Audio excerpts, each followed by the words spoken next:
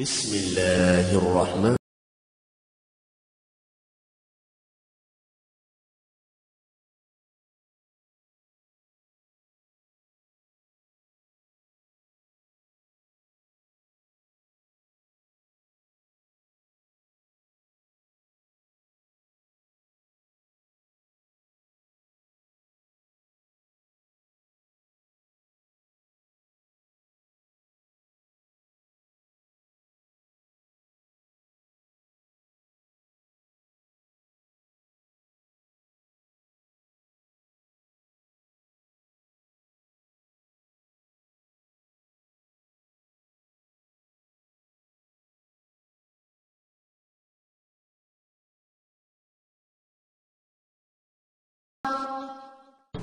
ونعوذ بالله من شرور أنفسنا ومن سيئات أعمالنا من يهده الله فلا مضل له ومن يضلل فلا هادي له وأشهد أن لا إله إلا الله وحده لا شريك له وأشهد أن نبينا محمدا عبده ورسوله اللهم صل وسلم وبارك عليه وعلى آله وصحبه وسلم تسليما كثيرا إلى يوم الدين أما بعد அளவற்ற அருளாளனும் நிகரற்ற அன்புடையவனுமாகிய எல்லாம் வல்ல அல்லாஹு தாலாவுக்கு எல்லா புகழும் ஸலவாத்தும் சலாமும் அருமை நபி ஸல்லல்லாஹு அலைஹி வஸல்லம் அவர்கள் மீதும் அவர்களை பின்பற்றி வாழ்கின்ற முஸ்லிம்கள் அனைவர்கள் மீதும் நிலவட்டுமாக. அன்புக்குரிய சகோதர சகோதரிகளே, அல்லாஹ்வினுடைய அளப்பெரும் அருளால் நாம் இந்த இடத்திலே மார்க்கத்தை பற்றி விளங்குவதற்காக, மார்க்கத்தில் தெளிவு பெறுவதற்காக உட்கார்ந்திருக்கிறோம். இது அல்லாஹ் எமக்கு அருள் இருக்கின்ற மிகப்பெரிய அருளாக இருந்து கொண்டிருக்கிறது. அன்பின் இஸ்லாமிய சகோதர சகோதரிகளே, இன்று எனக்கு தரப்பட்டிருக்கின்ற தலைப்பு என்ன என்று கேட்டால், துஆ என்பது எவ்வாறு வணக்கமாக மாறுகிறது, அதே போன்று துஆ சம்பந்தமான சில நிபந்தனைகள், ஒழுங்குமுறைகளை இந்த இடத்திலே ஞாபகப்படுத்துமாறு நான் வேண்டப்பட்டிருக்கிறேன். அன்புக்குரிய சகோதரர்களே, இஸ்லாத்தினுடைய அடிப்படை என்ன என்று கேட்டால், லா இலாஹ இல்லல்லாஹ் முஹம்மதுர் ரசூலுல்லாஹ் என்ற அடிப்படைதான் இஸ்லாத்தின் முதல் படியாக இருந்து கொண்டிருக்கிறது. லா இலாஹ இல்லல்லாஹ் என்றால் அர்த்தம் என்ன? வணக்கத்திற்குரியவன் அல்லாஹ்வை தவிர வேறு யாரும் இல்லை. இலாஹ் என்றால் அர்த்தம் என்ன? வணங்கப்படுபவன், வணக்கத்திற்குரியவன். எனவே ஒரு முஸ்லிம்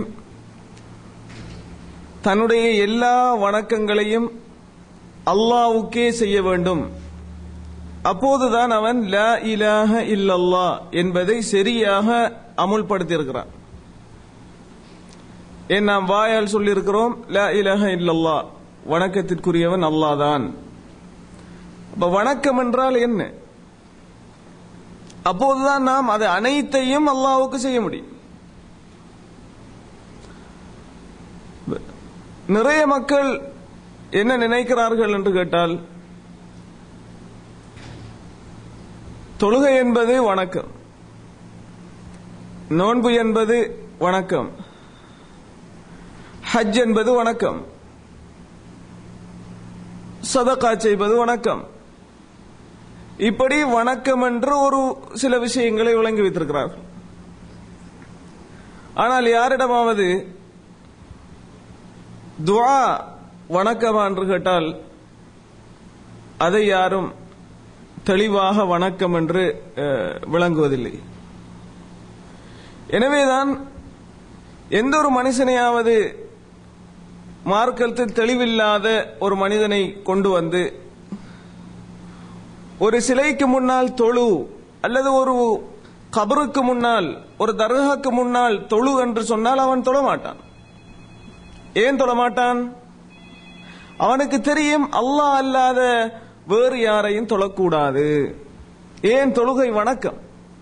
எனவே அந்த வணக்கத்தை இன்னொருவருக்கு செய்யக்கூடாது என்று அவன் தெளிவாக புரிந்திருக்கிறான்.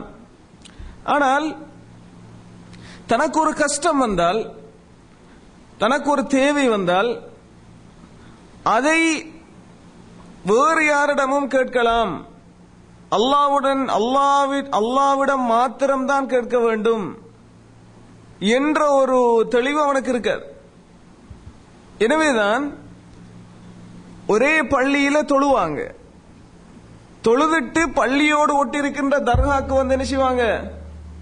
தேவைகளை முறையிடுவார்கள். ஏன் தர்காவுக்கு தொழ மாட்டாங்கன்னு கேட்டால், இல்லை, தொழக்கூடாது, தொழுகை அல்லாஹ்வுக்கு தான். துஆ விஷயங்கள், நம்முடைய தேவைகளை முறையிடுற விஷயங்கள், அது வேற வேற யார்கிட்டையும் கேட்டுக்கொள்ளலாம், அதோடு இணை வைப்பு சம்பந்தப்படாது என்று நிறைய மக்கள் நினைக்கிறார்கள். எனவேதான் வணக்கம் என்றால் அது தொழுகையோடு சுருங்கியதல்ல, அது நோன்போடு சுருங்கியதல்ல. வணக்கம் என்பது பெரிய ஒரு வட்டம், அது எல்லாம் அல்லாஹ்வுக்கு தான் செய்யப்படும். அன்புக்குரிய சகோதர சகோதரிகளே, நுஅமான் இப்னு பஷீர் ரலியல்லாஹு அன்ஹு அவர்கள் அறிவிக்கின்ற செய்தியிலே அல்லாஹ்வின் தூதர் ஸல்லல்லாஹு அலைஹி வஸல்லம் சொல்கிறார்கள், அத்துஆஉ ஹுவல் இபாதா. துஆ என்றாலே வணக்கம் தான்ங்கறாங்க. இப்ப நாம தொழுகை வணக்கம் என்று விளங்கி இருக்கிறோம். இப்ப நபி அவங்க சொல்றாங்க துஆ தான் வணக்கம்ங்காங்க. அப்ப பேர் சொல்லி இதுதான் வணக்கம் என்று சொன்ன ஒரு விஷயம் இருக்கும் என்றால் அது துஆ தான். இப்ப நாம தொழுகை, நோன்பு, ஜகாத்தை தான் வணக்கம் நினைத்திருக்கிறோம். ரசூல் ஸல்லல்லாஹு அலைஹி வஸல்லம் அவர்கள் சொல்கிறார்கள் துஆ தான் வணக்கம்ங்கறாங்க. அத்துஆஉ ஹுவல் இபாதா, அதுதான் வணக்கம்ங்கறாங்க. அப்ப என்ன செய்ய வேண்டும்? துஆவை வேறு எவரிடமும் போய் கேட்க கூடாது, வேறு எவரிடமும் பிரார்த்தனை செய்யக்கூடாது, அல்லாஹ்விடம் மாத்திரம்தான் பிரார்த்தனை செய்ய வேண்டும் என்பதை இந்த ஹதீஸ் ரொம்ப தெளிவாக நமக்கு சொல்லித் தருகிறது. நிறைய மக்கள் இதை விளங்க மாட்டார்கள். நீங்க உதாரணத்துக்கு பாருங்க, தொழுகை எடுங்கோ, தொழுகை எடுத்து பாருங்க. தொழுகை சலா, சலா என்று சொன்னால் அதுக்கு ஒற்ற கருத்து நீங்க என்ன, இதற்கு இன்னொரு கருத்து என்ன சொல்லலாம் என்று பார்த்தால், நீங்க அகராதியில போய் பார்த்தீங்கன்னு சொன்னால் சலா என்றால் துஆ என்று தான் இருக்கும். சலா என்ற சொல்லுக்கு ஒத்த கருத்து என்ன? துஆ. அப்ப தொழுகை என்றால் அழைத்தல், துஆ செய்தல் என்பதான் அர்த்தம். ஏன்? நாம தொழன் என்றால் அல்லாஹ்வை அழைக்க ஆரம்பிக்கிறோம், அல்லாஹ்வுடன் பேச ஆரம்பிக்கிறோம். எனவேதான் அதே சொல்லை எடுத்து தொழுகைக்கு பேராக வைக்கப்பட்டிருக்கிறது. அல்லாஹு அக்பர் என்று ஒரு மனிதன் சொல்லிட்டால் அவன் முதலாவதாக அல்லாஹ்வை அழைக்கிறான், அழைத்துட்டு பிறகு துஆ தான் செய்றான். அல்லாஹும்ம அக்ஃபிர்லி, அல்லாஹும்ம பாஇத் பைனி வ பைன ஹதாயாய கமா பஅத பைனல் மஷ்ரிக் வல் மக்ரிப். அப்ப தக்பீர் கட்டின உடனே என்ன செய்றோம்? துஆ தான் ஓதுறோம். அப்ப தொழுகை பூராக துஆ தான். எனவேதான் துஆ என்பது வணக்கம், அதுதான் வணக்கம் என்று நபி அவங்க சொல்றதுக்கு காரணம். எனவே அன்புக்குரிய சகோதரர்களே, இந்த துஆ என்ற வட்டத்தை மக்கள் தெளிவாக விளங்காதன் காரணமாக தான் அதிலே இணை வைப்பு அதிகபட்சமாக நடக்கிறது. எனவேதான் அல்லாஹு தஆலா அல் குர்ஆனிலே இந்த என்னை தவிர்த்து, என்னை விட்டுவிட்டு என் அல்லாதவர்களை வணங்குபவர்கள் என்று சொல்வதை விட எப்படி சொல்லியிருக்கிறான்? என்னை விட்டுவிட்டு வேறவர்களை அழைப்பவர்கள், கூப்பிடுபவர்கள், பிரார்த்தனை செய்பவர்கள் என்றுதான் சொல்லியிருக்கிறான். என் அல்லாதவர்களுக்கு சுஜூது செய்பவர்கள், என்னை விட்டு மற்றவர்களுக்கு என்ன சிரம் பணிபவர்கள், வணங்குபவர்கள் சொல்லாம எப்படி சொல்லியிருக்கிறான்? என்னை விட்டு மற்றவர்களை அழைப்பவர்கள், கூப்பிடுபவர்கள், பிரார்த்தனை செய்பவர்கள் சொல்லியிருக்கிறான். என்ன காரணம் என்று கேட்டால், இந்த தொழுகிறது, சுஜூது செய்யறது, இது நிறைய மக்கள் அல்லாஹ்வை தவிர வேறு யாருக்கும் செய்ய மாட்டாங்க. முஸ்லீம்கள்ல குறிப்பா துஆ விஷயத்துல அவங்க தவறு விடுறது.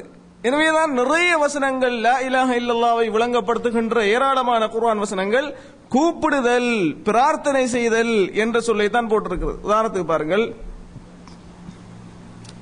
அல்லாஹ் தஆலா அல் குர்ஆனில் சொல்கிறான், யா அய்யுஹன் நாஸ், அல் அன்பியா அத்தியாயத்திலே, யா அய்யுஹன் நாஸ், மனிதர்களே, துரிப மஸலுன், உங்களுக்கு ஒரு உதாரணம் சொல்லப்படுகிறது, ஃபஸ்தமிஉ லஹு, அதை நீங்கள் ரொம்ப கவனமாக கேளுங்கள்.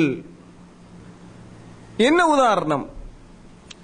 இன்னல்லதீன தத்ஊன மின் தூனில்லாஹ், அல்லாஹ் அன்றி, அல்லாஹ்வை விட்டுவிட்டு நீங்கள் வணங்குபவர்கள் இருக்கிறார்களே என்று அல்லாஹ் தஆலா சொல்லல. அந்த வசனம் எப்படி சொல்லுதோ, நீங்கள் அல்லாஹ்வை விட்டுவிட்டு நீங்கள் அழைப்பவர்கள், துஆ செய்பவர்கள் என்று அல்லாஹ் தஆலா சொல்கிறான். ஆனா மக்காவாசிகள் அவங்களுக்கு சொல்லலி எப்படி சொல்லணும்? நீங்கள் அல்லாஹ் அன்றி வணங்குபவர்கள் என்று தான் சொல்லணும். ஆனா அல்லாஹ் தஆலா எப்படி சொல்றான்? அல்லாஹ் அன்றி நீங்கள் துஆ செய்பவர்கள். அப்ப அந்த விஷயத்துல நிறைய பிரச்சனை இருக்குது மக்களுக்கு. அதுலதான் கூடுதலாக இணை வைப்பு நடக்குது. எனவே அல்லாஹ் தஆலா அந்த துஆ விஷயத்தான் போட்டிருக்கிறான். அல்லாஹ் அன்றி நீங்கள் கூப்பிடுபவர்கள், அழைப்பவர்கள், இறைஞ்சுபவர்கள், இவர்கள் லன் யக்லுகு துபாபன், அவர்கள் ஒரு ஈயை கூட அவர்களால் படைக்க முடியாது. வலவ் இஜ்தமஉ லஹு, அவர்கள் எல்லோரும் அதற்காக ஒன்று சேர்ந்து, உலகம் எல்லாம் ஒன்று சேர்ந்து ஒரு ஈயை படைப்போம், ஒரு ஈயை உருவாக்குவோம், ஒரு சின்ன ஒரு அற்பமான ஒரு பொருள் இதை உருவாக்குவோம் என்று உலக மக்கள் எல்லாம் சேர்ந்தாலும் கூட செய்ய முடியாது. அல்லாஹ் தஆலா அந்த மனிதனுடைய, அவன் அல்லாத படைப்புகளுடைய பலவீனத்தை சொல்றான். எப்படி சொல்றான் தெரியுமா? வஇயஸ்லுபுஹுமு ذுபாபு ஷைஅன், ஈ அது மேய்க்கின்ற பொருளில் இருந்து ஒன்றை உறிஞ்சி எடுத்துக்கொண்டால், தன்னுடைய தும்பிக்கையால் உறிஞ்சி எடுத்து விட்டால் அதை அவர்களால் திருப்ப மீட்டி பறித்து எடுக்க முடியாது.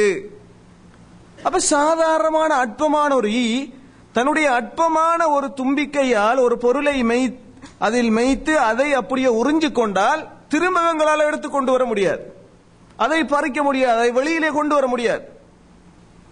அப்ப லௌஃப தாலிப், எனவே நீங்க இவ்வளவு பலவீனமான ஆட்களிட்ட போயா பிரார்த்தனை செய்கிறீர்கள். எனவே கேட்பவனும் யாரிடம் வேண்டப்படுகிறதோ, யாரை வேண்டுகிறார்களோ அவர்களும் பலவீனமானவர்கள் அல்லவா என்று அல் குர்ஆன் சொல்கிறது. இப்ப உள்ள சில நவீன கண்டுபிடிப்புகள்ல நாம் என்ன வாசிக்கிறோம் என்று கேட்டால், இப்ப ஈ என்ன செய்யும்? ஒரு பொருளை மேய்த்து அதை தன்னுடைய தும்பிக்கையால் உறிஞ்சு கொண்டால் அது தன்னுடைய தொண்டை குழி, அதனுடைய அந்த தும்பிக்கையில் இருந்து தொண்டை குழியை தாண்டுவதற்கு முன்னால் அது வேறொரு பதார்த்தமாக மாறிடும். ஈல ஒரு விசேஷமான தன்மை இருக்குது. என்ன? அது என்னத்தை உள்ளுக்கு உறிஞ்சதோ அது தன்னுடைய தொண்டையை தாண்டுவதற்கு முன்னால் வேறொன்றாக மாறிடும். அப்ப என்ன செய்ய முடியாது? எடுத்த பொருளை வெளியில கொண்டு வர முடியாது, என்னதான் முயற்சி செய்தாலும் கொண்டு வர முடியாது, அது வேறொன்றாக மாறிடுது. அப்ப எனவேதான் அல்லாஹ் தஆலா சொல்கிறான், நீங்க இவ்வளவு பலவீனமான ஆட்கள், எனவே அல்லாஹ்விடம் மாத்திரம்தான் நீங்கள் கையேந்த வேண்டும், கூப்பிட வேண்டும், அவனைத்தான் அழைக்க வேண்டும் என்பதற்கு அல்லாஹ் தஆலா அன்றைய நிலைமையை கருதி இவர்களுக்கு இந்த உதாரணத்தை சொல்கிறான். இது நமக்கு தேவை என்னன்னு கேட்டால், இந்த துஆ விஷயத்தில் மக்கள் தவறு விடுவதன் காரணமாக அல்லாஹ் தஆலா நீங்கள் துஆ கேட்கின்ற, அல்லாஹ் அன்று நீங்கள் அழைக்கின்ற மக்கள் என்று சொல்லி இருக்கிறான். இப்படி ஏராளம் பாருங்கள். அல்லாஹ் தஆலா அல் குர்ஆனில் சொல்லும்போது சப அத்தியாயத்தின் இறுதி வசனங்களை நீங்கள் பார்க்கலாம். அல்லாஹ் தஆலா சொல்கிறான், வல்லதீன ததுஊன மின் தூனிஹி மா யம்லிகூன மின் கத்மீர், அல்லாஹ் அன்று நீங்கள் வணங்குபவர்கள். அல்லாஹ் தஆலா அப்படி சொல்லல, அப்படிதான் சொல்லணும். மக்காவாசிகள் வணங்கி கொண்டுதான் இருந்தாங்க, சிலைகளை வணங்கி கொண்டிருந்தாங்க. அப்ப எப்படி சொல்லணும்? அல்லாஹ் அன்று நீங்கள் வணங்குபவர்கள் என்று சொல்லணும். அல்லாஹ் தஆலா எப்படி சொல்கிறான்? இந்த வசனத்திலேயும் அல்லாஹ் அன்று நீங்கள் துஆ செய்பவர்கள், கூப்பிடுபவர்கள். ததுஊன என்ன அர்த்தம்? தா என்றால் அழைத்தான். அப்ப அதுல இருந்து பிறந்ததுதான் ததுஊன் என்பது. இப்ப நீங்கள் கூப்பிடுபவர்கள், அழைப்பவர்கள். மா யம்லிகூன மின் கத்மீர் இன் ததுஊஹும் லா யஸ்மஉ, அவர்களால் அதாவது ஒரு வித்தில் உள்ள, வித்துக்கு மேல் இருக்கின்ற அந்த சாதாரணமான அற்பமான மெல்லிய தோல், அந்த அளவு கூட அவர்களுடைய கையிலே அதிகாரம் கிடையாது. அல்லாஹ்வுடைய கையிலே தான் எல்லாம் இருக்கிறது. எனவே அவனிடம் தான் நீங்கள் கேட்க வேண்டும். மனுஷன் என்னதான் செய்தாலும் கூட அவனுடைய அதிகாரத்தில் எதுவுமே இல்லை. அல்லாஹ் நாடியதான் நடக்கும். அப்ப முழு கண்ட்ரோல் அல்லாஹ்வுடைய கையில இருக்கிறது. எனவே அவனிடம் தான் நீங்க கேட்கணும் என்கிறதுக்காக அல்லாஹ் தஆலா சொல்கிறான், மக்களே நீங்கள் யார்கிட்ட போய் கையேந்திரீங்களோ, யாரிடம் பிரார்த்தனை செய்கிறீங்களோ இவர்களிடத்தில் எந்த விதமான அதிகாரம் கிடையாது. இன் ததுஊஹும், இவர்களை நீங்கள் கூப்பிட்டாலும் கூட லா யஸ்மஉ துஆஅக்கும், அவர்கள் உங்களுடைய பிரார்த்தனையை கேட்க மாட்டார்கள். அவர்களுக்கு கேட்காது. சரி, வலவு சமிஉ, அப்படி கேட்டாலும் கூட மஸ்தஜாபு லக்கும், உங்களுக்கு பதில் தர முடியாது. இது உலகத்தில். வயௌமல் கியாமதி, சரி மறுமையில் உலகத்தோட முடிவடைறல. இது பெரிய தவறு. இது வணக்க விஷயத்தை நீங்க தவறு விட்டு இருக்கிறீங்க. இன்னொரு ஆளை போய் கூப்பிட்டு இருக்கிறீங்க. கஷ்டத்தின் போது இன்னொரு ஆள்கிட்ட பிரார்த்தனை செஞ்சிருக்கிறீங்க. இது பெரிய ஒரு ஷிர்க். அப்ப இது உலகத்துடன் தவற முடியாது. அல்லாஹ் தஆலா சொல்றான், மறுமையிலே வயௌமல் கியாமதி, மறுமையிலே யக்ஃபுரூன பிஷிர்கிக்கும், நீங்கள் செய்த இந்த ஷிர்கை, அல்லாஹ் தஆலா நீங்க செய்த இந்த துஆவைன்னு சொல்லல, ஏற்கனவே துஆ செய்யற விஷயத்தான் சொல்லிட்டு வரான். மறுமையில் நீங்கள் செய்த இந்த இணை வைப்பை அவர்கள் மறுத்து விடுவார்கள். யாரை நீங்க போய் அழைச்சிங்களோ, மனிதனாக இருக்கட்டும், மலக்காக இருக்கட்டும், இறை தூதர்களாக இருக்கட்டும், இவங்கெல்லாம் அல்லாஹ்வுக்கு முன்னால மறுமையில் விசாரணையின் போது இவர்கள் செய்த இந்த, எங்களை இவங்க கூப்பிட்டுட்டாங்க, எங்கள்கிட்ட பிரார்த்தனை செஞ்சிட்டாங்க, எங்கள நம்பிக்கை வச்சிட்டாங்க, ஆனா அதுக்கு நாங்க பொறுப்பு இல்லை என்று அவர்கள் அல்லாஹ்வுக்கு முன்னால் நம்முடைய ஷிர்க்கிலிருந்து அவர்கள் என்ன தப்பிக்குவார்கள், அல்லாஹ்விடம் சொல்லி விடுவார்கள் என்று அல்லாஹ் தஆலா அல் குர்ஆனிலே சொல்றான். அப்ப எப்படி சொல்லல பாருங்க, அல்லாஹ் அல்லாத ஒருவரிடத்தில் துஆ செய்வது ஷிர்க்ங்கிறத அல்லாஹ் தஆலா எவ்வளவு நுணுக்கமாக இந்த இடத்துல சொல்லி காட்டுகின்றான். எப்படி சொல்கிறான், நீங்கள் வைத்த ஷிர்க்கை அவர்கள் மறுப்பார்கள் அல்லாஹ்வுக்கு முன்னால் சொல்றான். இவங்க என்ன ஷிர்க் செய்தது, அவர்களை துஆ கேட்டது, அவர்களிடம் தேவைகளை முறையிட்டது. இதெல்லாம் ரொம்ப நுணுக்கமாக வழங்கப்படுத்துகின்ற வசனங்கள். இந்த வசனங்களை எல்லாம் சாதாரணமான உள்ளம் நஜீஸாகாத ஷிர்கால பித்அத்துக்களால உள்ள நஜீஸாகாதாக்கள் இந்த குர்ஆன் வசனங்களை படித்தால் இலகுவாக புரிந்துவிடும். இப்படித்தான் நாம் இருக்கணும். இதுதான் இஸ்லாத்தினுடைய சரியான நிலைப்பாடு. துஆ விஷயத்தில் நாம் இப்படி இருக்கணும் என்கிறது மிக தெளிவாக புரிந்துவிடும். வலா யுனப்பிஉக மிஸ்லு கபீர், நபியே அல்லாஹ்வை போன்று இப்படி உங்களுக்கு தெளிவாக விஷயங்களை சொல்பவன் வேறு யாரும் இல்லை. யா அய்யுஹன் நாஸ், மக்களே, அன்தும் நீங்கள் தான் ஃபுகராஉ இலல்லாஹ், அல்லாஹ்வின் பக்கம் தேவையுள்ளவர்கள். வல்லாஹ், அல்லாஹ் ஹுவல் கனியுல் ஹமீத், அவன் தேவையற்றவன், அவன் தான் எல்லா புகழுக்கும் உரியவன். நீங்க தான் அவன்கிட்ட வரணும், எல்லா மக்களும், விதிவிலக்கு கிடையாது. அப்ப இந்த விஷயத்தில், இந்த வசனத்தில் கூட அல்லாஹ் தஆலா என்ன சொல்கிறான், அல்லாஹ் அல்லாதவர்களிடம் பிரார்த்தனை செய்வது ஷிர்க், மறுமையில மாட்டிக்குங்கிறான். இது தெளிவான வசனம், நீங்க போய் படிச்சு பாருங்க. அடுத்தது அல்-அஹ்காஃப் அத்தியாயத்தில், அல்-அஹ்காஃப் அத்தியாயத்தில் 6வது வசனத்தை நீங்க பார்க்கலாம். அல்லாஹ் தஆலா சொல்கிறான், வமன் அதல்லு, ரொம்ப வழிகேடன் யார், இவனை விட வழிகேடன் கிடையாதாம். அவன் யார், மிம்மன் யத்உ மின் தூனில்லாஹ், அல்லாஹ்வை விட்டு வேறொருவனை வணங்குபவனை விட வழிகேடன் எவனும் இல்லை. அப்படி அல்லாஹ் தஆலா சொல்லல. எப்படி சொல்றான், ஒமன் அதல்லு, வழிகேடன் கிடையாது. யாரை விட தெரியுமா, அல்லாஹ் அல்லாதவனிடம் பிரார்த்தனை செய்பவனை விட, அல்லாஹ் அல்லாதவனிடம் தன்னுடைய தேவையை முறையிடுபவனை விட, அல்லாஹ் அல்லாதவனிடம் கையேந்துபவனை விட, அல்லாஹ் அல்லாதவனை அழைப்பவனை விட வழிகேடன் வேறு யாரும் கிடையாது. அப்ப இந்த இடத்துல கூட அல்லாஹ் தஆலா வணக்கம்ங்கிற சொல்ல எடுத்துட்டு துஆங்கிற சொல்லத்தான் போட்டிருக்கிறான். என்ன, அதுல தான் நிறைய மக்கள் தவறு விடுறது. அதுக்கான நீங்க பார்க்கலாம், ஆரம்ப அறிஞர்கள் துஆ என்றே தனித்தனி புக் எழுதி வச்சிருக்காங்க. துஆ அல்லாஹ்ட்ட கேட்டுட்டு போற விஷயம் தானே, இதுக்குன்னதுக்கு இவ்வளவு பெரிய புக் தேவை? ஏனென்று கேட்டால் இதுலதான் நிறைய தவறு நடந்திருக்கிறது. எனவே தான் அல்லாஹ் தஆலா வணக்கம் என்கிற சொல்லையில எடுத்துட்டு அழைக்கிற வசனத்தை சொல்லை போட்டிருக்கிறான். அப்ப இந்த வசனத்துல கூட நீங்கள் அல்லாஹ் அல்லாதவர்களை, யார் அல்லாஹ் அல்லாதவனை அழைக்கிறானோ, அல்லாஹ் அல்லாதவனிடம் துஆ கேட்கிறானோ அவனை விட வழிகேடன் யாரும் கிடையாது. அவன் எப்படியான பலவீனமானவர்களை அழைக்கிறான் தெரியுமா, மல்லா யஸ்தஜீபு லஹு இலா யௌமில் கியாமா மறுமை நாள் வரைக்கும் இவன் என்னத்தை சொன்னாலும் அவங்களுக்கு பதிலளிக்க முடியாது, என்னத்தை கேட்டாலும் அவர்களால பதிலளிக்க முடியாது. அப்படியானாக்கள்கிட்ட போய் இவன் கேட்கிறான். சரி, ஓஹும் அவர்கள் இவன் யார்கிட்ட போய் துவா கேட்கிறானோ, யார்கிட்ட போய் கையேந்திரானோ, யார்கிட்ட போய் தேவைகளை முறையிடுகிறானோ, இவர்கள் அன் துஆஇஹிம் காஃபிலூன், இவன் கேட்கின்ற இந்த விஷயம், இவனுடைய முறைப்பாட்டை கேட்பதில்லை. அவர்கள் வேறொரு திசையில் இருக்கிறார்கள். என்ன திசை அது? உதாரணமாக மரணித்தவர்கள் எடுத்துக்கொண்டால் அவர்கள் பரசக் எனப்படுகின்ற மன்னரை வாழ்க்கை, அது ஒரு தனி வாழ்க்கை, அது தனி ஒரு உலகம், அதுக்கும் இந்த உலகத்துக்கு சம்பந்தம் கிடையாது. அப்ப எனவே அவர்கள் வேறொரு திசையில் இருக்கிறார்கள், அவர்களுக்கு இவைகள் எல்லாம் கேட்பதில்லை. இப்ப மறுமை, அல்லாஹ் தஆலா மறுமையை சொல்றான். இது உலகத்துல முடிவடையாது, இந்த தவறு உலகத்தோட முடிவடையாது. மக்கள் எல்லாம் எழுப்பப்பட்டு அல்லாஹ்வுக்கு முன்னால் நிறுத்தப்படும் அந்த நாளில் கானூ லஹும் அஅதாஅன், இவர்களுக்கு எதிரிகளாக எதிர் திசையில் அந்த மக்கள் நிற்பார்கள். நான் உதாரணத்துக்கு இப்போது நம்முடைய சமுதாயத்தில் இருக்கிற விஷயம் தர்கா விஷயம்தான். தர்காவோட போய் நோய்க்காக பிள்ளை பாக்கியம் கேட்டு நோய் தீரோன்மெண்ட் கேட்டு என்ன செய்வாங்க, பிரார்த்தனை செய்வாங்க, கையேந்தி நிக்கிறாங்க, சுஜூதுல நிக்கிறாங்க, முட்டுக்கால்ல நிக்கிறாங்க. சரி, உண்மையிலே அடக்கம் செய்யப்பட்டிருக்கிற மனுஷர் ரொம்ப நல்ல மனிதனாக இருக்கிறான். ஆனா மறுமையில் என்ன நடக்குமாம், இவர்கள் எல்லாம் அல்லாஹ்வுக்கு முன்னால் நமக்கு எதிரிகளாக நிற்பார்கள். இல்ல, இந்த மனுஷன் இந்த மன்னரை கிட்ட வந்துட்டான், எனக்கிட்ட ஒருத்தரன் கையேந்திட்டான், எனவே யா அல்லாஹ் இவன் என்ன அழைச்சிட்டான், எனவே இவனை மன்னிச்சு விட்டுறன்னு ஷபாத் செய்வாங்கன்னு அல்லாஹ் சொல்றானா? அப்படி சொல்றானா? இந்த நல்ல மனுஷன் அல்லாஹ்வுக்கு முன்னால வந்து இவன் என்ன உலக வாழ்க்கையில என்னையும் தேடி வந்தான், என்னுடைய காலடியிலும் வந்தான், என்னிட்டையும் அவனுடைய தேவையை முறையிட்டான், எனவே யா அல்லாஹ் நான் ஒரு நல்ல மனுஷன் தானே, எனவே இவனை மன்னித்து விடு. ஏன்னா சாலிஹீங்களும் ஷஃபாஅத் செய்வாங்க, சில ஆட்களுக்கு சிபாரிசு செய்வாங்க மறுமையிலே. அப்படி சிபாரிசு செய்வாங்க அல்லாஹ் சொல்றானா? இல்லை, அல்லாஹ்வுக்கு முன்னால் எதிர் திசையில் நிற்பார்கள். இவங்க செஞ்சதுக்கு நாங்க பொறுப்பில்லை.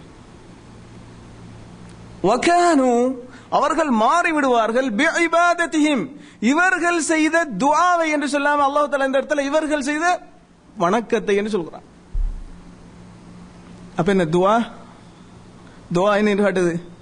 வணக்கம். அப்ப மாறி மாறி அல்லாஹ் தஆலா துஆ வணக்கம், வணக்கம் துஆ, இதுதான் குர்ஆன்ல நிறைய விளங்கப்படுத்துது.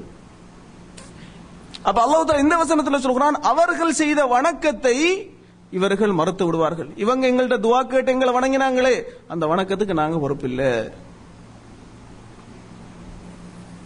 அதே போல ஃபாத்திர் அத்தியாயத்தில் அல்லாஹ் தஆலா சொல்லும் போது, அல் பக்ரா அத்தியாயத்திலே, பக்ரா அத்தியாயத்தில் அல்லாஹ் தஆலா சொல்கிறான், வகால ரப்புக்கும், உங்கள் இறைவன் உங்களுக்கு சொல்கிறான், உதுஊனி, என்னிடமே துஆ கேளுங்கள், என்னிடமே பிரார்த்தனை செய்யுங்கள், அஸ்தஜிப் லக்கும், உங்களுக்கு நான் பதில் தருவேன். இன்னல்லதீன யஸ்தக்பிரூன அன் இபாததி, என்னிடம் துஆ கேட்காமல் யார் பெருமை அடிக்கிறார்களோ, அப்படித்தானே சொல்லணும், அப்படித்தான் வசனம் வருகிறது. எப்படி? என்னிடம் துஆ கேட்காமல் யார் பெருமை அடிக்கிறார்களோ, அல்லாஹ் தஆலா அப்படி சொல்லல, என்னை வணங்காமல் யார் பெருமை அடிக்கிறார்களோன்னு சொல்றான். அப்ப என்னத்தை காட்டுது? அப்ப முன்னுக்கு துஆன்னு சொல்லிட்டு இரண்டாவது வணக்கம்ங்கிறான். அப்ப துஆ வணக்கம், என்னையே அழையுங்கள், என்னிடமே பிரார்த்தனை செய்யுங்கள், என்னை வணங்காமல் யார் பெருமை அடிக்கிறார்களோ. அப்ப சரியா சொல்றேன்னா, என்னை துஆ கேட்காமல் என்னிடம் பிரார்த்தனை செய்யாமல் யார் பெருமை அடிக்கிறார்களோ என்றுதான் சொல்லணும். அப்ப என்ன என்று கேட்டால் இப்படி மாறி மாறி சொல்லுவது துஆ வணக்கம். எனவே அல்லாஹ்வோட மாத்திரம் தான் நீங்க செய்யணும், அல்லாஹ்வோட மாத்திரம் தான் நீங்க கேட்கணும் என்கிறத இது காட்டு. இது சமுதாயத்தில் நிறைய நடக்கிறது. எனவே தான் அல் குர்ஆனுடைய வழிக்கு, அல் குர்ஆனுடைய வசனங்களை சிந்திக்கின்ற, அதை ஆய்வு செய்கின்ற, அதை விளங்குவதற்கு முயற்சி செய்கின்ற ஒரு நிலைப்பாட்டுக்கு இந்த சமுதாயம் திருப்பப்பட்டால் இந்த கொள்கையில் இருக்கின்ற நம்பிக்கை, இஸ்லாமிய நம்பிக்கையில் இருக்கின்ற நிறைய பிரச்சனைகள் தீர்ந்துவிடும். அல்லாஹ் தஆலா அல் குர்ஆனை அப்படித்தான் அருளி இருக்கிறான்.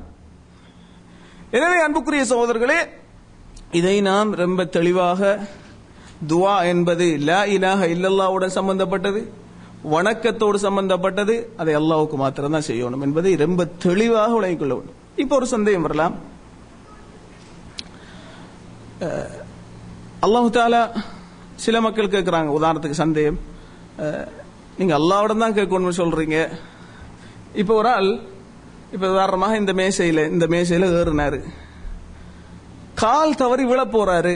இப்ப என்ன செய்யறாரு? உதாரணத்துக்கு அஸ்ஹர் மூலை பக்கத்து நிக்காங்க வச்சுக்கொள்ளுங்க. அஸ்ஹர் மூலை என்ன கொஞ்சம் பிடிங்க என்று சொல்றாரு. இப்ப வேற அவருக்கு வந்த ஒரு கஷ்டத்தில் என்ன செஞ்சிட்டாரு? மனுஷனை கூப்பிட்டுட்டாரு. அப்ப இதுவும் ஷிர்கோ என்கிறாங்க. இதுவும் இணை வைப்பா போயிருமோ? ஏன் தனக்கு வந்த ஒரு நிலைமையில ஒரு அடியான் ஒரு மனுஷனிடத்து அவர் என்ன செய்யறாரு? ஒரு மனுஷனை கூப்பிடுறார். இந்த இடத்துல நாங்க ஒரு நுணுக்கமான ஒரு விஷயத்தை விளங்கணும். என்னன்னு கேட்டால், மனித சக்திக்கு உட்பட்ட சில விஷயங்கள் இருக்கிறது. மனித சக்திக்கு உட்பட்ட விஷயம். உதாரணத்துக்கு இப்ப ஈனைக்கு நான் நிக்கும் போது எனக்கு கால் தவறினால் பக்கத்துல நிக்கிற அஸ்ஹர் மௌலவிக்கு என்ன செய்யலும்? பிடிக்கலும். அது அல்லாஹ் தஆலா அவருக்கு அந்த சக்தியை கொடுத்திருக்கிறான். அப்ப மனித சக்திக்கு உட்பட்ட விஷயங்கள்ல ஒரு ஆள் இன்னொரு ஆள் உதவியை நாடுவதில் தவறு கிடையாது. அதை அல்லாஹ் தஆலா நம்மள அப்படித்தான் சொல்லி இருக்கிறான். வதஆவனு அலல் பிர்ரி வத்தக்வா. நல்ல விஷயங்கள் ஆளுக்கால் உதவி செய்யுங்கன்னு சொல்லி இருக்கிறான். இது நல்ல விஷயங்கள், ரொம்ப முக்கியமான விஷயம். எனவே அந்த விஷயத்துல தவறு கிடையாது, மனித சக்திக்கு உட்பட்ட விஷயங்கள்.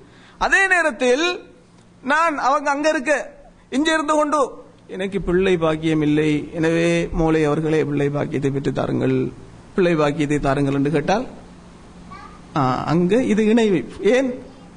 அது அல்லாஹ் தஆலா மனித சக்தி மனிதனுடைய கையில அந்த விஷயங்களை கொடுக்கல. அது மனித சக்திக்கு அப்பாற்பட்டது. இது ஒரு விஷயம்.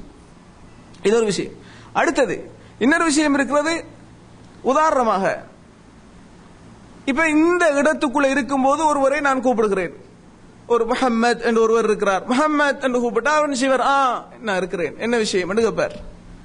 அவருக்கு அது முடியும், கேட்க முடியும். சரி, இப்ப இவர் இந்த பில்டிங்குக்கு வெளியில ரோடுல நிக்கிறார். இப்ப முஹம்மத் என்றா விளங்குமா?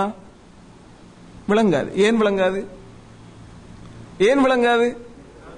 அது மனித சக்தி, மனிதனுடைய கேள்வி புலன் இவ்வளவுதான் வரையறுக்கப்பட்டது, ஒரு குறிப்பிட்ட வட்டத்துக்குள் உள்ளது. அதை தாண்டினால் அவருக்கு கேட்காது. அப்ப எனவே நான் அவரை பார்த்துட்டு முஹம்மத் எனக்கு ஏதாவது ஒரு சாப்பாடு வேண்டிட்டு வாங்க அல்லது அவசரமா வாங்க, நான் ஒரு இக்கட்டான கட்டத்தில் இருக்கிறேன் என்று நான் சொன்னால் நான் மனித சக்திக்கு அப்பாற்பட்ட ஒரு விஷயம். தொலைவில் இருக்கக்கூடிய ஒரு மனிதனுடைய அழைப்பை கேட்டு பதிலளிக்கக்கூடிய ஆற்றல் அல்லாஹ்வுக்கு மாத்திரம்தான் இருக்கிறது. அப்ப அந்த ஆற்றலை கொண்டு என்ன செஞ்சிருக்கிறேன்? ஒரு மனிதனுக்கு கொடுத்திருக்கிறேன். இந்த இடத்துல இணை வைப்பு நடக்கும். அப்ப நாங்க மனித சக்திக்கு உட்பட்ட விஷயம், அவர் முன்னுக்கு இருந்து அவரை கூப்பிட்டால் பிரச்சனை இல்லை. அடுத்து அவருடைய சக்திக்கு உட்பட்ட விஷயத்தை அவரிடம் கேட்பதால் பிரச்சனை இல்லை. இந்த ரெண்டையும் தாண்டினால் அது அல்லாஹ்வுக்குள்ள விஷயம். எனவேதான் இங்க இருந்து கொண்டு உதாரணத்துக்கு ஒரு நமக்கு கஷ்டம் வந்தால், உதாரணத்துக்கு ஒருவர் அழைக்கிறார், யா முஹையத்தீன் என்று அழைக்கிறார் வச்சுக்கொள்ளுங்க. அவங்க பக்தாதில் இருக்கிறாங்க, அவங்களுக்கு விளங்குமா? அடுத்து அவங்க உயிரோட இல்லை. அப்ப இது மனித சக்திக்கு அப்பாற்பட்ட விஷயம். அப்ப தொலைவில் இருந்து கொண்டு ஒரு மனிதனுடைய அழைப்பை கேட்டு அதற்கு பதிலளிக்கக்கூடிய ஆற்றல் அல்லாஹ்வுக்கு மாத்திரம்தான் இருக்கிறது. அப்ப இந்த விளக்கத்தை இந்த ஒரு தெளிவு விளக்கணும் கேட்டால் சில மக்கள் இப்படியான சந்தேகங்களை போடுவதன் காரணமாக அதை நான் இந்த இடத்துல சொல்லிவிட்டேன். எனவே அன்புக்குரிய சகோதரர்களே, எனவே நாம் துஆ என்றால் அது இஸ்லாம் எப்படி அதை பார்க்கிறது, அது எப்படி லா இலாஹ இல்லல்லாஹ்வோட சம்பந்தப்படுகிறது என்று நாம் புரிந்து கொண்டோம். இப்போது நம்ம நிறைய விஷயங்கள் துஆ சம்பந்தமான ஒரு சில சந்தேகங்கள் மக்களுக்கு இருக்கிறது. அதுல ஒரு சில விஷயங்களை நான் சுருக்கமாக சொல்லி முடித்துக் கொள்கிறேன். அதாவது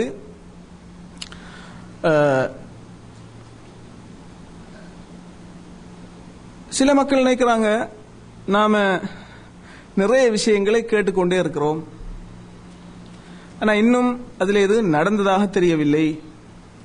எனவே நம்ம அல்லாஹ்ட்ட நான் கேட்கிறோம், கேட்டால் பதில் தருவேன் அல்லாஹ் தஆலா சொல்கிறான். எனவே நமக்கு பதில் கிடைக்காம இருக்கிறது. அப்ப அல்லாஹ் தஆலா சொல்கிறான், நீங்கள் கேளுங்கள் தருவேன் என்று சொல்கிறான், அழையுங்கள் பதில் அளிப்பேன் என்று சொல்கிறான். அப்ப இது என்னது, அப்படி நடக்கிறாப்புல காணலையே என்று சில மக்கள் நினைக்கிறாங்க. அதாவது ரசூல் ஸல்லல்லாஹு அலைஹி வஸல்லம் அவங்க சொல்றாங்க, ஒரு மனிதன் துஆ கேட்டால் அவனுக்கு அல்லாஹ் தஆலா மூன்றில் ஒரு விஷயத்தை கொடுப்பான், மூன்றில் ஒன்று நடக்குமா. ஏன்னு கேட்டா நம்ம கேட்டதெல்லாம் அல்லாஹ் தஆலா தரணும்ங்கிறது அப்படி ஒன்று இருக்குதா?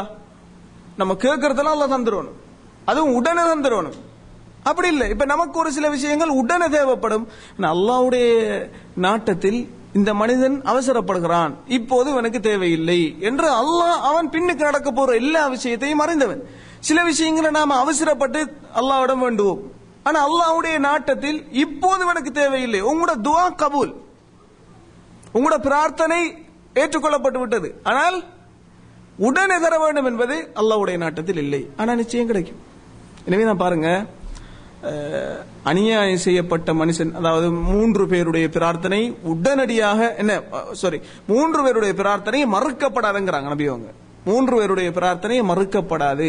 அப்ப அதுல ஒன்று சொல்றாங்க, தஅவத்துல் மظ்லூம், அநியாயம் செய்யப்பட்டவன் அல்லாஹ்விடம் வேண்டுகின்ற செய்கின்ற முறைப்பாடு இது மறுக்கப்படாது.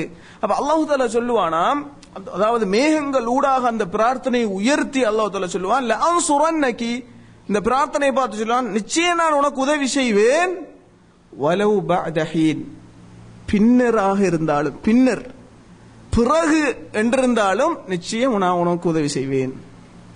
அப்ப என்ன அல்லாஹ் தஆலா அந்த இடத்துல சொல்றான்? உடனே சில நேரம் நடக்காது, ஆனா ஏற்றுக்கொள்ளப்படும் பிரார்த்தனை கபூல். ஆனால் இந்த செய்தியில் எப்படி வருது? வலவ் பஅத ஹீன், சற்று பின்னர் இருந்தாலும் நிச்சயம் உதவி கிடைக்கும். எனவேதான் இப்ப நாம உதாரணத்துக்கு இஸ்லாமிய நாடுகளிலே குறிப்பாக முஸ்லிம்களுக்கு நடக்கிற நிறைய அநியாயங்களுக்கு பல தசாப்தங்களாக பிரார்த்தனை செய்து கொண்டிருக்கிறோம். அப்படியா இல்லையா? உதாரணமா பாலஸ்தீன் முஸ்லீம்கள் நமது முக்கியமான ஒரு பிரச்சனைகள் ஒன்றான, இஸ்லாமிய சமூகத்தின் முக்கியமான பிரச்சனைகள் ஒன்றான பாலஸ்தீன் பிரச்சனைக்காக பல தசாப்தங்களாக பிரார்த்தனை செய்யப்பட்டுக் கொண்டிருக்கிறது. இவைகளெல்லாம் வீணாக போவாது. நிச்சயம் இது ஏற்றுக்கொள்ளப்பட்டிருக்கலாம். அது நடக்கின்ற நேரம் அது எமது வாழ்நாளில் கூட நடக்காமல் இருக்கலாம். அதற்கு அல்லாஹு தஆலா ஒரு தவணையை வைத்திருக்கிறான். அந்த நேரம் அது நடக்கும். எனவே பிந்திரத்தால நாம நினைக்க கூடாது என்ன என்று, ஏற்றுக்கொள்ளப்படல, மறுக்கப்பட்டுட்டு. எனவேதான் சில மக்கள் அல்லாஹ் பார்த்து கொண்டுதானா இருக்கிறான், இவ்வளவு மக்கள் பிரார்த்தனை செய்கிறார்கள், என்ன நடக்கிறது என்ற சந்தேகங்களை எல்லாம் கிளப்புகிறார்கள். இது ஷைத்தானுடைய விளையாடல், அல்லாஹ் பற்றிய தப்பான எண்ணங்களை மனிதனுடைய உள்ளத்திலே விதைப்பது. அப்ப இந்த விஷயத்தில் நாம ரொம்ப கவனமாக இருக்கணும். உதாரணமாக அல்லாஹ் தஆலா மூசா அலைஹிஸ்ஸலாம் அவர்களுடைய பிரார்த்தனை அல் குர்ஆனிலே சொல்கிறான். சூரத் யூனுஸ்லே எப்படி சொல்கிறான்? மூசா அலைஹிஸ்ஸலாம் அவர்களும் ஹாரூன் அலைஹிஸ்ஸலாம் அவர்களும் 2 பேரும் சேர்ந்து ஃபிரௌனுக்கு எதிராக பிரார்த்தனை செய்கிறார்கள். ரப்பனா இன்னக ஆதைத ஃபிர்அவுன வமலஅஹு ஸீனதன் வஅம்வாலன் ஃபில் ஹயாத்தித் துன்யா, யா அல்லாஹ் ஃபிரௌனுக்கும் அவனுடைய சமுதாயத்துக்கும் நீ யா அல்லாஹ் உலக நிஅமத்துக்கள், அருள்கள், உலக எல்லா அலங்காரங்களையும் நீ கொடுத்திருக்கிறாய். யா அல்லாஹ் அவர்கள் அதை உன் வழியிலிருந்து மக்களை வழிகெடுப்பதற்காக அதை பாவித்துக் கொண்டிருக்கிறார்கள். ரப்பனா துமிஸ் அலா அம்வாலிஹிம், யா அல்லாஹ் அவர்களுடைய பொருளாதாரத்தை நீ முடக்கி விடுவாயாக, அதற்கு சீல் வைத்து விடுவாயாக, அதை அப்படியே துடைத்து எறிந்து விடுவாயாக. வஷ்துது அலா குலூபி, இவர்களுடைய உள்ளங்களை நீ நெருக்கமாக்கி விடுவாயாக. ஃபலா யுமினு, இவர்கள் ஈமான் கொள்ளப் போவதில்லை. இவர்கள் வேதனை அவர்களை வந்து சேரும் வரைக்கும் இவர்கள் ஈமான் கொள்ள மாட்டார்கள். ஏன்? அதற்கான ஈமான் கொள்வதற்கான எல்லா முயற்சியும் செஞ்சாச்சு. இனி இவங்க திருந்த மாட்டாங்க என்ற கட்டத்துக்கு வந்த உடனே இப்படி பிரார்த்தனை செய்யறாங்க. அல்லாஹ் தஆலா அல் குர்ஆனில் சொல்கிறான், கால கத் உஜீபத் தஅவத்துகுமா, உங்கள் 2 பேருடைய, நீங்கள் இருவரும் செய்த பிரார்த்தனை அங்கீகரிக்கப்பட்டு விட்டது. ஆனா நீங்க என்ன செய்யணும்? ஃபஸ்தகீமா, என் வழியில் நிரந்தரமாக இருக்கும். துஆ கேட்டாச்சு, நாம வேண்டிய பிரகாரம் நடக்கலாம். அமல் செஞ்சாச்சு, இனி அல்லாஹ்வுடைய வேலை தான் மிஞ்சி இருக்கிறது. நாம செய்யறதை செஞ்சாச்சு, அல்லாஹ் செஞ்சாச்சுதான். இப்படி இருக்க கூடாது. ஃபஸ்தகீமா, உங்கள் வழியில் நீங்கள் நிரந்தரமாக என் வழியில் சென்று கொண்டிருக்கணும். அப்பதான் அது வரும். ஏற்றுக்கொள்ளப்பட்டுட்டு விஷயம் நடக்கிறதா நீங்க உங்களோட வழியில போயிருக்கணும். எனவேதான் இந்த விஷயத்தில் இன்னொரு விஷயத்தை நான் சுட்டி காட்டுறேன். ரசூல் ஸல்லல்லாஹு அலைஹி வஸல்லம் அவங்க ரபியா பின் கஅப் அல்-அஸ்லமி என்ற சஹாபி என்ன செஞ்சாங்க? இதெல்லாம் ரொம்ப முக்கியமான விஷயங்கள். ரபியா பின் கஅப் என்ற சஹாபி ரசூல் ஸல்லல்லாஹு அலைஹி வஸல்லம் அவர்களுக்கு ஒரு நாள், அவங்க திண்ணை தோழர்களில் ஒரு ஆள், வாலிபர், என்ன செஞ்சாங்க? ரசூல் ஸல்லல்லாஹு அலைஹி வஸல்லம் அவர்களுக்கு ஒரு நாள் தஹஜ்ஜுதுக்கு ரசூல் ஸல்லல்லாஹு அலைஹி வஸல்லம் எழும்புவதற்கு முன்னாலே அவங்களுக்குரிய வுது செய்வதற்கு, சுத்தம் செய்வதற்கான நீரை என்ன செஞ்சாங்க? தயார் செஞ்சு வச்சுட்டாங்க. ரசூல் ஸல்லல்லாஹு அலைஹி வஸல்லம் அவங்களுக்கு ஏற்கனவே எழும்பி தயார் செஞ்சு வச்சுட்டாங்க. ரசூல் ஸல்லல்லாஹு அலைஹி வஸல்லம் எழும்பிட்டு வந்து தஹஜ்ஜுது பார்க்கறாங்க, எல்லாம் ரெடியா இருக்கிறது. இது யாரு செய்தது? ரபியா பின் கஅப் அல்-அஸ்லமி என்ற சஹாபி. இதை அல்லாஹ்வின் தூதரில் உள்ள மஹப்பத்தின் காரணமாக அவங்க செஞ்சு வைக்கிறாங்க. இப்ப நபி அவங்க கேட்டாங்க, யா ரபியா, ரபியாவே உங்களுக்கு என்ன வேணுமோ அதை கேளுங்கண்டாங்க. நபி உங்களுக்கு சந்தோஷம், ரபியாவே உங்களுக்கு என்ன வேணும் கேளுங்க. இப்ப ரபியா யோசிக்கிறாங்க என்னத்தை கேட்கலாம். திண்ணை தோழர் அவங்களுக்கு ஒரு வீடு தேவை, மதீனாவுல வாழ்றதுக்கு வாழ்க்கை வாழ்வாதார வசதிகள் தேவை, எதையும் கேட்டிருக்கலாம். ஆனால் ரபியா ரலியல்லாஹு அன்ஹு அவங்க சொன்னாங்க, அஸ்அலுக அல்லாஹ்வின் தூதரே, உங்களிடம் நான் கேட்பதெல்லாம் முராஃபகதக ஃபில் ஜன்னah, சுவர்க்கத்தில் உங்களுடன் கூட இருக்கணும், அதான் எனக்கு தேவைண்டாம். இப்ப ரசூல் ஸல்லல்லாஹு அலைஹி வஸல்லம் என்ன வேணுமென்று கேட்டு ரபியா சுவர்க்கத்தில் உங்களோட இருக்கணும்னு சொல்றாங்க. அப்ப சரி, அல்லாஹ்வோட நான் பிரார்த்தனை செய்கிறேன், நீங்கள் என்னோட சுவர்க்கத்தில் இருப்பீங்க, அதான முடிவு வரணும். ஆனா ரசூல் ஸல்லல்லாஹு அலைஹி வஸல்லம் சரி, ஆனால் நீங்க ஒன்று செய்யணும்ன்றாங்க. நீங்க என்னோட கூட இருக்கலாம்னு சும்மா இருக்க கூடாது, நீங்க ஒரு வேலை செய்யணும், என்ன அதிகமாக தொழணும்ன்றாங்க. அது கிடைப்பதாக இருந்தால் தொழணும், சுஜூது அதிகமா செய்யணும்ன்றாங்க. அப்ப என்னத்தை காட்டுன்னு கேட்டால், அந்த கேட்பது மட்டும் போதாது, நீங்க சரியா நடந்துட்டு இருக்கணும், அப்பதான் விஷயம் நடக்கும். நம்ம முயற்சி செய்யணும். அதுக்கு என்ன இப்படியான விஷயங்கள் அல்லாஹ்வினுடைய வழியில், தெளிவான வழியில் நமது கடமைகளை சரியாக நிறைவேற்றி கொண்டிருக்கணும், அப்பதான் நடக்கும். துஆ கேட்ட முடிஞ்சுட்டு இருக்க கூடாது. சரி, இது ஒரு விஷயம். இப்ப நாம விஷயத்துக்கு வருவோம். அப்ப எனவே உடனே நடக்கணும்ங்கிறது அல்ல, துஆ ஏற்றுக்கொள்ளப்படலாம், ஆனால் நடப்பது அல்லாஹ்வுடைய நாட்டத்தில் உள்ளது. உடனே நடக்கவில்லை என்பதற்காக ஏற்றுக்கொள்ளப்படலைங்கிறத நாம நினைக்க கூடாது. மூசா அலைஹிஸ்ஸலாம் அவர்களுடைய விஷயத்துல நாம பார்க்கிறோம், அல்லாஹ் தஆலா அல் குர்ஆன்ல சொல்லிட்டான், உங்களோட பிரார்த்தனை ஏற்றுக்கொள்ளப்பட்டுட்டு. ஆனா பிரார்த்தனைக்கு பின்னால தஃப்சீருடைய அறிஞர்கள் சொல்வது போல 40 நாளைக்கு பிறகு தான் அந்த விஷயம் நடந்திருக்கிறது. இந்த பிரார்த்தனை ஏற்றுக்கொள்ளப்பட்டது, பிரார்த்தனை செஞ்சதுக்கு பின்னால 40 நாட்களுக்கு பிறகுதான் ஃபிரௌனுடைய அழிவு நடந்திருக்கிறது. அப்ப 40 நாள் பிந்திருக்கிறது. ஏன் அல்லாஹ்வுடைய நாட்டம் அப்ப நடக்கிறது தான். எனவேதான் நாம பிரார்த்தனை செஞ்சிட்டோம், ஏற்றுக்கொள்ளப்பட்டிருக்கும், ஆனால் சில நேரம் அது பிந்தலாம், அதை நாம கவனத்தில் விடணும். அடுத்தது ரசூல் ஸல்லல்லாஹு அலைஹி வஸல்லம் சொல்றாங்க, நீங்க துஆ செய்தால் 3 விஷயம் நடக்கும். ஒன்று, கேட்டது உடனே கிடைக்கும். உடனே என்பதை விட ஒன்று, அல்லாஹ் தஆலா அவருக்கு கேட்டதை கொடுப்பான். இது ஒரு விஷயம். நாம துஆ கேட்டுக்கொண்டிருக்கிறோம், கேட்டது நடக்கும். சரி, கேட்டது எல்லாருக்கும் கிடைக்கல, அப்ப என்ன, ஏன் கிடைக்காது? கேட்டதெல்லாம் கொடுப்பது என்பது அது சரியில்லை. இப்ப நீங்க உங்களோட பிள்ளைய மஹப்பத் வைத்திருக்கிறீங்க, எந்த அளவுக்கு மஹப்பத் வச்சிருப்பீங்க? நம்மளோட பிள்ளைகளை நாம் எந்த அளவுக்கு விரும்புறோம்? எல்லோரையும் விட, எல்லா பிள்ளைகளையும் விட, நம்மளை தவிர மற்ற எல்லாரையும், மனைவியை விட, சில நேரம் சிலர்கள் தாய் தகப்பனுடைய மஹப்பத்தை விட பிள்ளையின் மீது மஹப்பத் வைத்துறாங்க. பிள்ளையோட அவ்வளவு அன்பு இருக்கிறது என்கிறதுக்காக அது கேட்கறதுல நாம கொடுப்போமா? என்ன செய்வோம்? எது இந்த பிள்ளைக்கு தேவை, இந்த நேரம் இது இதை கேட்குது, இது இந்த நேரம் இதுக்கு தேவைதானா? இல்ல இது உங்களுக்கு இந்த வயசுலாம் தேவை, இந்த வயசுல அது தேவையில்லை, இது இப்போது தேவையில்லை, இது உங்களுக்கு இந்த வயசுக்கு பொருத்தம் இல்லை, இது உங்களுக்கு கேடு. நாம தான் என்ன செய்வோம்? முடிவெடுப்போம். கொடுக்கலங்கிறதுக்காக நம்ம பிள்ளையில மஹப்பத் இல்ல, பிள்ளைக்கு நாம் அநியாயம் செஞ்சிட்டோம்ங்கிற அர்த்தமா?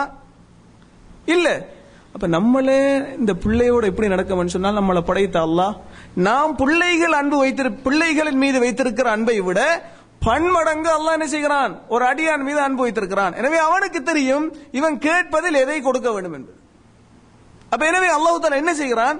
அப்ப கொடுத்தாச்சு, ஒரு ஆளுக்கு கேட்டது கிடைச்சிட்டு. இப்ப ரெண்டாவது விஷயம் நபி அவங்க சொல்றாங்க, சில நேரம் அவருக்கு கேட்டது நடந்திருக்காது. என்ன நடக்கும்?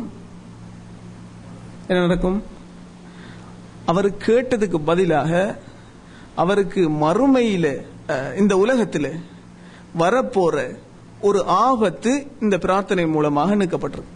இப்ப நீங்க துஆ கேட்டு இருக்கிறீங்க, உங்களுக்கு நடக்கல, அல்லாஹ் எனக்கு தரல நினைச்சிட்டு இருப்பீங்க. ஆனா உங்களோடு அல்லாஹ் ரொம்ப அருள் மிக்கவனாக இருக்கிறான், உங்களோட அல்லாஹ் ரொம்ப கிருபை உள்ளவனாக இருக்கிறான், ரொம்ப இரக்கம் உள்ளவனாக இருக்கிறான். எனவே இந்த அடியான் இதை கேட்டுக்கொண்டிருக்கிறான், இந்த விஷயத்தை அவன் என்ன இடத்துல கேட்டுக்கொண்டிருக்கிறான், இவனுக்கு எத்தனையோ ஆபத்துக்கள் இன்னும் காத்து கொண்டிருக்கிறது. நமக்கு தெரியுமா நடக்க போற விஷயம் எது? நமக்கு தெரியாது. அப்ப யாருக்கு தெரியும்? அல்லாஹ்வுக்கு தான் தெரியும் நமக்கு என்ன நடக்க போகுது. நடக்க போற விஷயம் நமக்கு தெரிஞ்சிருந்தா நாம என்னத்தை கேட்டிருப்போம்? யா அல்லாஹ் அந்த விஷயத்தை தடுத்து விடு, யா அல்லாஹ் இந்த விஷயத்தை தடுத்து விடு, இது எனக்கு இதெல்லாம் தேவையில்லை, அது வராம விட்டா போதும் தான் இருந்திருப்போம். நமக்கு தெரியல, நடக்க போற நமக்கு தெரியல.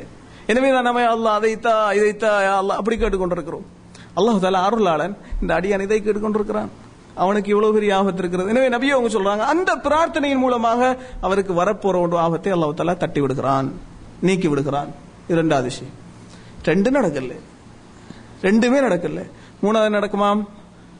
சரி, ஆகப்பெரிய அருள் அல்லாஹ் தஆலா அவருக்கு இந்த துஆவின் மூலமாக மறுமையில் ஒரு அந்தஸ்தை உயர்த்தி விடுகிறான். சொர்க்கத்தில் ஒரு அந்தஸ்து கூறுறது சாதாரண விஷயமா? ஒரு மனுஷன் அந்த அப்படியான ஒரு தரத்தில் இருந்தால் என்ன, சொர்க்கத்தில் 100 தரஜாக்கள் இருக்கிறாங்க நபி அவங்க, 100 தரம் இருக்குது. அப்போ ஒவ்வொரு தரத்தில் இருக்கிறாக்களுக்கு தனிப்பட்ட விசேஷமான சில தன்மைகள் இருக்கும். அப்ப ஒரு மனுஷனும் என்ன சொர்க்கத்தில் என்ன செய்யணும், நான் ஆக மேல இருக்கணும் மட்டும் தான் விருப்பம். அப்ப நபியவங்க சொல்றாங்க, நீங்க துவா செய்தால் இந்த முதல் 2 கிடைக்கலையா, 3வது தர மறுமையில உங்களுக்கு அல்லாஹ் தஆலா அந்த துவாவின் மூலமா ஒரு அந்தஸ்து உயர்த்தி விடுறான். இப்ப சஹாபாக்கள் கேட்டாங்க, அல்லாஹ்வின் தூதரே, அப்ப நாங்க எப்படி போனாலும் துவா கேட்கிற எங்களுக்கு பிரயோஜனம் தானே, எவ்வளவு கேட்கமோ அந்த அளவுக்கு பிரயோஜனம், அப்ப நாங்க அதிகமாக கேட்டுட்டே இருக்கவா என்று சஹாபாக்கள் ரசூல் ஸல்லல்லாஹு அலைஹி வஸல்லம் கேட்கிறாங்க. அதிகமாக கேட்டுக்கொண்டே இருக்கவா, நமக்கு தானே பிரயோஜனம். அப்ப நபி அவங்க சொன்னாங்க, நீங்க எவ்வளவு கேட்டாலும் அல்லாஹ்விடம் நீங்கள் கேட்பது அல்லாஹு அக்ஸர். சஹாபா கேட்கிறாங்க, இதன் நஸ்தக்ஸிர், ரொம்ப அதிகமாக கேட்கவான்னு கேட்கிறாங்க. அப்ப நபி அவங்க சொல்றாங்க, அல்லாஹு அக்ஸர், அல்லாஹ்விடம் நீங்கள் கேட்பதை விட பன்மடங்கு அதிகம் இருக்கிறது, கேட்டுக்கொண்டே இருக்க பிரச்சனை இல்லை, அல்லாஹ்விடம் அதிகம் இருக்கிறதுங்கிறாங்க. எனவே அன்புக்குரிய சகோதரர்களே, அப்ப நாம கேட்கிற துவாக்கள் எதுவுமே வீணா போறல்ல, இந்த 3ல் ஒன்று நடந்தே தீரும்ங்கிறத நாம கவனத்தில் கொள்ளும். அதே போல ரசூல் ஸல்லல்லாஹு அலைஹி வஸல்லம் அவங்க நமக்கு சில முக்கியமான சந்தர்ப்ப துவாக்களை சொல்லி தந்திருக்கிறார். என்ன காரணம் என்று கேட்டால் அது ரொம்ப முக்கியம், ஒவ்வொரு அடியானும் அதை சொல்லி வர வேண்டும். உதாரணத்துக்கு சொல்றாங்க, உதாரணத்துக்கு தக்பீர் கட்டின உடனே அல்லாஹும்ம பாஇத் பைனி என்ற துவாவை ஓதுவார்கள். ஏன்னா அது ஒரு அடியானுக்கு ரொம்ப முக்கியமான துவா. எனவே நமக்கு சொல்லி தந்திருக்கிறான், நீங்க கேளுங்கன்னு சொல்லாம சொல்லி தந்திருக்கிறாங்க. அதே போல சலாம் கொடுப்பதற்கு முன்னால இன்னென்ன துவாக்களை நீங்கள் ஓதுங்கள். குறிப்பாக கிட்டத்தட்ட ஒரு 4 துவாக்களை, விசேஷம் 4 துவாக்களை நபி அவங்க சொல்லி இருக்கிறாங்க. சலாம் கொடுத்ததுக்கு பின்னால ஓதுங்க. சலாம் கொடுத்ததுக்கு பின்னால துவா கேட்கறது ரொம்ப முக்கியமான விஷயத்துல உண்டு. சலாம் கொடுக்கறதுக்கு முன்னால, அத்தஹியாத் ஓதி முடிஞ்சு சலாம் கொடுக்கறதுக்கு முன்னால, இது துவா கேட்கிற இடங்கள்ல ரொம்ப முக்கியமானது. அப்ப அத்தஹியாத் ஓதின உடனே என்னென்ன துவா ஓதணும் ரசூல் ஸல்லல்லாஹு அலைஹி வஸல்லம் கற்றுக் கொடுத்திருக்கிறாங்க.